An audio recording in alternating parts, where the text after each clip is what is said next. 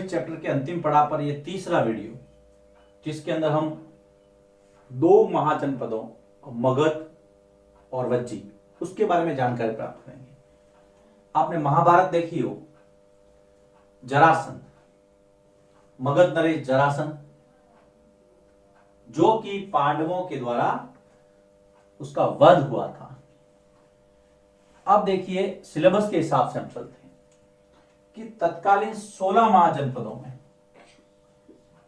आपको पता ही है कितने महाजनपद थे, 16। तो तत्कालीन 16 महाजनपदों में, जिसमें मैंने दो आपको किताबों के नाम बताए थे, तत्कालीन 16 महाजनपदों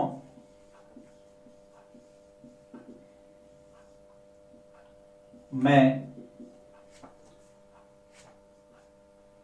सर्वाधिक शक्तिशाली महाजनपद था मगध। सबसे शक्तिशाली मगध। मैप में देख सकते हैं आप मगध की लोकेशन, आधुनिक बिहार। तत्कालीन 16 महाजनपदों में सबसे शक्तिशाली, सबसे पावरफुल मगध उस समय गंगा और सोन नदियों के द्वारा अपवाहित था, सिंचित था। गंगा और सोन नदियां यहां पर अपवाहित होती थी, प्रवाहित होती थी, याद रखना। तो जहां पे नदियां हो, गंगा और सोन नदियां यहां पर प्रवाहित होती थी, और नदियों वाला जो क्षेत्र होता है वो आपको पता है उपजाऊ होता है। यहां पर यातायात,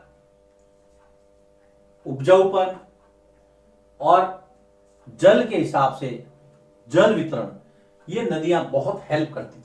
इन नदियों की वजह से, गंगा और सोन की वजह से यातायात सुगम था, यातायात तरक्की पे था, जल वितरण अच्छा था, पानी, जल वितरण और उपजाऊपन इन नदियों की वजह से बहुत अच्छा था।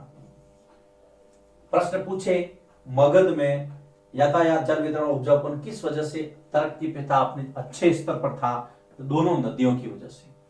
यह आधुनिक बिहार में स्थित है, आधुनिक बिहार, मगध आधुनिक बिहार। और देखिए, और इसके अंदर और चीजें हम देखते हैं।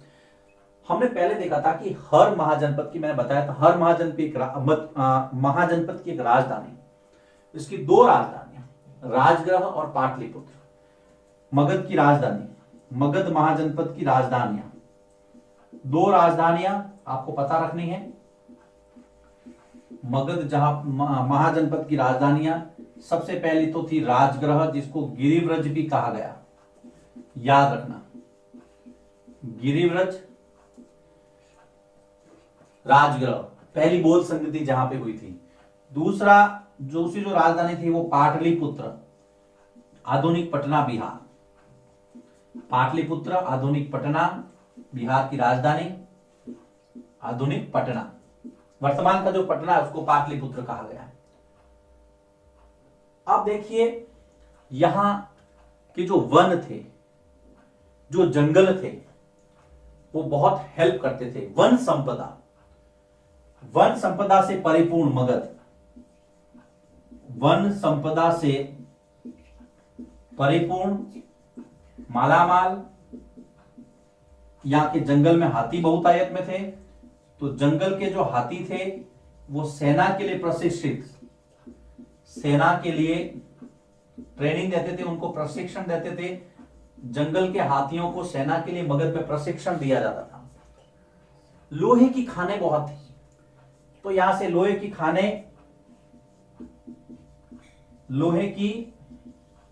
खाने थी, माइंस थी, आयरन माइंस, जिससे हथियार व औजार निर्माण होते थे जो युद्ध में काम आते थे। हथियार व औजार निर्माण जो कि युद्ध में काम आते थे। देखिए, बहुत सारी चीजें यहां पर कितना हेल्प करती थी मगध को। इसीलिए तो मगध जो है वो उस समय के जितने भी महाजनपद थे उसमें सबसे ज्यादा शक्तिशाली था। और जो लकड़ी है वो घर बनाने में, गाड़ियां बनाने में, रथ बनाने के लिए लकड़ी काम आती थी। लकड़ी जो है, जो वन संपदा है, जो लकड़ी है, वो देखिए घर बनाने में, फिर गाड़ियां बनाने में, आवागमन के लिए, और सबसे महत्वपूर्ण तथा युद्ध के लिए तथा रथ बनाने में उपयोगी, रथ बनाने में उपयोगी या रथ बनाने में इसका प्रयोग किया जाता था। हम पढ़ रहे हैं मगध। अब मगध के महत्वपूर्ण शासक देखिए, महत्वपूर्ण शासकों में अगर नाम लिखे मगध के, बहुत सारे शासक हुए, लेकिन हम वही देखेंगे जो सिलेबस के अंदर है और जो महत्वपूर्ण आपके हिसाब से बताए गए। हर्यंक वंश, बिंबिसार, अजातशत्रु। सबसे पहले हर्यंक वंश का कोई आप ज्यादा उसका ध्यान नहीं रखें। बिंबिसार, फिर अजातशत्रु, महापद्मनंद, ये सब मगध के शासक हैं, महत्वपूर्ण शासक। महापद्मनंद और उसके बाद में चंद्रगुप्त मौर्य। कौन नहीं जानता है, उसका अलग चैप्टर में जिक्र है। चंद्रगुप्त मौर्य के लिए, वो भी मगध के शासक थे, है ना। नाम लिख देता हूं, चंद्रगुप्त मौर्य, लेकिन वो फिर मौर्य वंश आ जाएगा, उसके लिए अलग से चैप्टर दिया है। चाणक्य का पूरा उसके अंदर जिक्र किया गया है, आचार्य महान चाणक्य। मैसिडोनिया का शासक सिकंदर, यूनान। मैसिडोनिया का शासक व्यास नदी तक आप पहुंचा था। यह आपको जो फैक्ट है वो ध्यान में रखना है। मैसिडोनिया का शासक सिकंदर, आपको पता है विश्व विजेता बनने के लिए निकला था। मैसिडोनिया का शासक सिकंदर व्यास नदी तक आ पहुंचा। जब आपने सबसे पहले चैप्टर पढ़ा था तो हमने जिक्र किया था, लेकिन सेना ने, उसकी जो सेना थी, सिकंदर की सेना थी, सेना ने व्यास नदी पार करने से इनकार कर दिया। व्यास पार करने से इनकार, क्योंकि उसकी सेना बहुत थक गई थी। कई लोग ये कहते हैं कि भारतीयों की सेना का अंदेशा लगा करके वो लोग डर गए थे कि भाई अब हम नहीं जाएंगे। भारतीयों के पास जो मगध था, उनके पास में घोड़े, हाथी, पैदल, रथ की जो बहुत बड़ी सेना थी, इसलिए उसकी सेना ने क्या किया, व्यास नदी को पार करने से इनकार कर दिया। ये है आपके सिलेबस में जो मगध के बारे में जानकारी दी हुई है। वापिस देखिए, मोटे मोटे हम रिवीजन ले लेते हैं। 16 महाजनपदों में सबसे ज्यादा शक्तिशाली था मगध। 2 नदियां गंगा और सोन प्रवाहित होती थी, जिसकी वजह से यातायात, जल वितरण और उपजाऊपन ये अपने बहुत अच्छी स्थिति में थे यहां पर। उसके बाद में लोकेशन आधुनिक बिहार के अंदर मगध की 2 राजधानियां राजगृह और पाटलिपुत्र। ये वन संपदा से परिपूर्ण था। जंगल के हाथियों को सेना के लिए प्रयोग किया जाता था, प्रशिक्षण ट्रेनिंग देकर के। लोहे की खानें थी यहाँ पर, जिससे हथियार और औजार निर्माण होता, जो युद्ध में प्रयुक्त होता था। और भी काफी सामान लोहे से बनता था। यहाँ की लकड़ी से घर, गाड़ियां और रथों का निर्माण होता था। मुख्य शासकों में बिंबिसार, अजातशत्रु, महापद्मनंद और चंद्रगुप्त मौर्य। मगध याद रखना।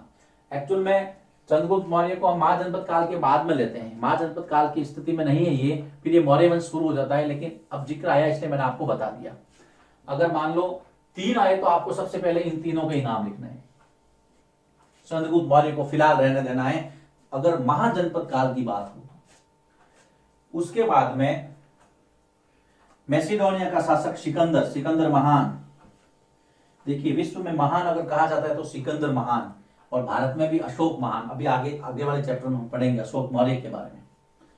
उन्होंने, उनकी जो सेना थी उसने व्यास नदी पार करने से इनकार कर दिया। बहुत महत्वपूर्ण प्रश्न है, इंपॉर्टेंट, वेरी इंपॉर्टेंट क्वेश्चन।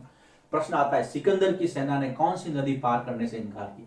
कई लोग झेलम लिख देते हैं, गलती। झेलम नहीं है, व्यास। याद रखना है, व्यास, सिर्फ व्यास। व्यास नदी को पार करने से इनकार कर दिया। ऐसा माना जाता है उसकी सेना थक गई थी। दूसरा इतिहासकार ये भी बताते हैं कि भारत की जो मगध महाजनपद था, उसकी जो सेना थी, उसके चर्चे दूर दूर तक थे। हो सकता है उससे डर करके उन्होंने अपना जो है डिसीजन बदल दिया, उस सेना ने कहा वापस चलते। जो भी हो, अब देखिए आपको ये सब लिखना है, याद रखना है। इसमें से बहुत सारे प्रश्न बनते हैं। जब आप नोट बनाएंगे तो प्रश्न कहीं से भी दो, घुमा के दो, फिरा के दो, सीधा पूछो, टेढ़ा पूछो, कैसे भी पूछो, आप कर पाएंगे। तो अब इसको लिखना है आपको। उसके बाद में हम वज्जी महाजनपद की यात्रा पर चलेंगे। लिखिए इसको, फिर मैं इसको आगे बढ़ाता हूं। मगध के बाद में अब हम बात करते हैं वज्जी महाजनपद। वज्जी की राजधानी वैशाली, याद रखना। वज्जी राजधानी वैशाली, वैशाली बिहार, याद रखना वैशाली बिहार। मैप के अंदर आप लोकेशन देख सकते हैं। यहां पर इसकी विशेषता थी वज्जी की कि यहां पर राजतंत्र न होकर के गणतंत्रात्मक शासन था। गणतंत्रात्मक शासन के अंदर ये होता है बेटा कि यहां पर जनता का शासन होता है। जो मगध हमने पढ़ा था वहां पर राजतंत्र था, राजा के आदेश सर्वमान्य थे और सर्वोच्च थे। लेकिन यहां पर वज्जी उस 16 महाजनपदों में से एक ऐसा महाजनपद था जहां पर गणतंत्र चलता था। गण या संघ में अनेक शासक होते थे, एक नहीं अनेक। गण या संघ, वज्जी एक संघ था राज्यों का। गण या संघ में अनेक राजा होते थे जो साथ में मिलकर के शासन करते थे। अनेक राजा होते थे। देखिए उस समय भी गणतंत्र था, उस समय भी जब राजतंत्र अपनी चरम सीमा पर था, उस समय भी कई ऐसे राज्य थे जहां पे गणतंत्रात्मक, जो लोकतंत्र के इक्विवेलेंट एक संस्था थी, सिस्टम था, वो चलता था। कभी कभी एक साथ ये राजा शासन करते थे, अनेक शासक होते थे। कभी कभी ये एक साथ भी शासन करते थे या इनकी एक परिषद होती थी, वो शासन करती थी, जिसमें से प्रत्येक व्यक्ति जो है वो राजा कहलाता था। देखिए अनेक राजा होते थे, ये सभी मिलकर या एक परिषद होती थी, इनकी समिति कह सकते हैं, परिषद द्वारा शासन करते थे, जिसमें सभी लोग राजा कहलाते थे। एक राजा नहीं, सभी राजा थे, जिसमें सभी राजा थे। ये इसकी विशेषता थी। कई बार प्रश्न पूछते हैं निम्नलिखित में से कौन सा महाजनपद गणतंत्रात्मक व्यवस्था से संचालित था या गणतंत्र था। अब सभाओं में यह सिस्टम जब चलता था तो बातचीत होती थी। सभाओं में बैठकर बातचीत, वाद विवाद से तय करते थे कि क्या करना है और क्या नहीं करना है। देखिए सभाओं में बैठकर बातचीत और वाद विवाद से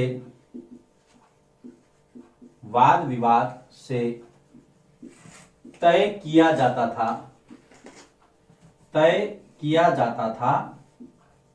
कि क्या करना है और क्या नहीं, अर्थात शासन का जो संचालन है सभाओं के माध्यम से तय होता था। कितनी पारदर्शिता उस जमाने में भी, ईसा पूर्व की बातें हैं, है ना। तय किया कि क्या करना है और क्या नहीं। आगे चलते हैं। स्त्रियां, दास और जो मजदूर हैं, जिसको आप कम्मकार कहते थे, वो इन सभाओं का हिस्सा नहीं होती थी। ये भी समाज का एक सिस्टम था उस समय। आपको पता रखना है महाजनपद कालीन व्यवस्था में यहां पर स्त्रियां, दास तथा कम्मकार, जो मजदूर वर्ग था, वो सभाओं का हिस्सा नहीं, ये जो सभाएं होती थी ना, उनका हिस्सा नहीं होते थे। इन सभाओं का हिस्सा नहीं होते थे।